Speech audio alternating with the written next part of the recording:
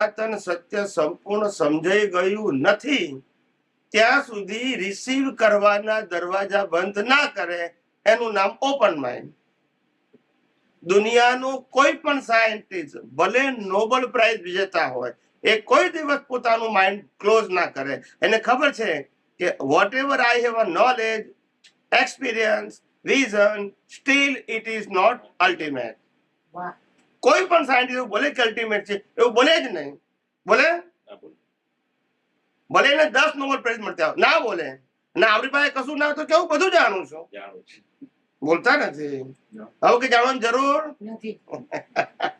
બસ આજ તમારી લિમિટ બતાવે છે. આજ તમારી શું બતાવે છે? વર્તુળ સર્કલમાં છો તમે. સિમન સ્વામીના દર્શન કરી આપણે મોક્ષે જવાના. એક બે ભોમાં જતા એવા તો તીર્થંકરોના દર્શન આપણે બી અનેક વખત કર્યા છે અને દાદા ભગવાને પણ અનેક વખત કર્યા હતા. યસ કે નો? દર્શન કરવાથી થતું હોય તો સારું.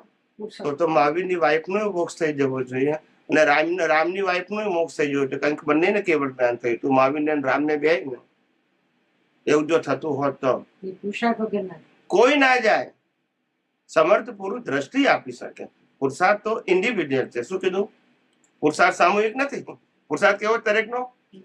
જેને મોક્ષે જવું એને કરવાનું, ના જવું નહીં કરવાનું. મોક્ષે જવું એ કે ફેમિલી પ્રોબ્લેમ નથી, એ ઇન્ડિવિડ્યુઅલ છે. વાઈફ ને જવું હોય તો જાય, હસબન્ડ ને જવું હોય તો જાય, ના જવું હોય તો ના જાય. ખ્યાલ આવ્યો? આખી સોશિયલ પ્રોબ્લેમ થોડો છે કે મોક્ષે જવું એ ઇન્ડિવિડ્યુઅલ સબ્જેક્ટ છે. ખ્યાલ આવ્યો? એટલે સમજવાની જરૂર છે. અને it is a internal matter, not external. એ કે બહારની વસ્તુ નથી. બહારની વસ્તુમાં આપણે એડજસ્ટ થઈએ ઇટ ઇઝ ઓકે. અંદરની વસ્તુમાં તો નો કોમ્પ્રોમાઇઝ.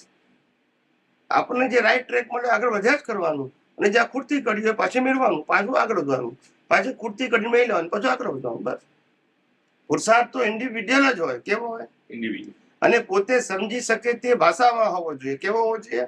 ના સમજી શકે ને પછી ઘૂંટ ઘૂંટ કરીએ ઘાંચીના બદલે જેમ હાજે ડાવડા કરે તો હતા ત્યાંના તો પછી શું પ્રગતિ કરી? ખ્યાલ આવ્યો?